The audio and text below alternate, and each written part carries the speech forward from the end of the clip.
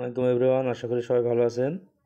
আজকে আমি যে বিষয়টি দেখাবো সেটা হলো গ্রামীণ, রবি, এয়ারটেল একই কোড দিয়ে 3টে নাম্বার বের করার উপায়।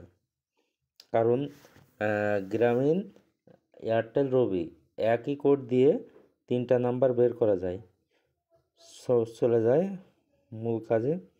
আমরা যদি আমাদের মোবাইল থেকে *2# ডায়াল করি তাহলে আমাদের গ্রামীণ, এয়ারটেল, রবি 3টা নাম্বারই বের হবে। নিজের নাম্বার মোবাইলে থাকা নিজের নাম্বার। এখন আমি *2# দিয়ে প্রথম গ্রামীণে প্রেস করলাম। প্রেস করার পরে এই যে আমার নাম্বারটা উঠে আসলো। এখন এটা আমার গ্রামীণ আর এয়ারটেল আছে। এই যে আবার এয়ারটেল দিলাম, হ্যাঁ, এই যে এয়ারটেল নাম্বার বেরোলে। এর আগে গ্রামীণ, এই একই সেম কোডে *2#। আবার এটা যেহেতু রবি ভরা নাই, 2টা সিমের ফোন রবি বের হবে। তাহলে আমরা একই কোড দিয়ে কি পাচ্ছি?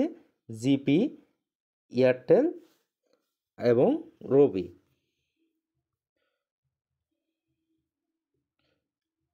সো সবাইকে ধন্যবাদ। আসসালামু আলাইকুম।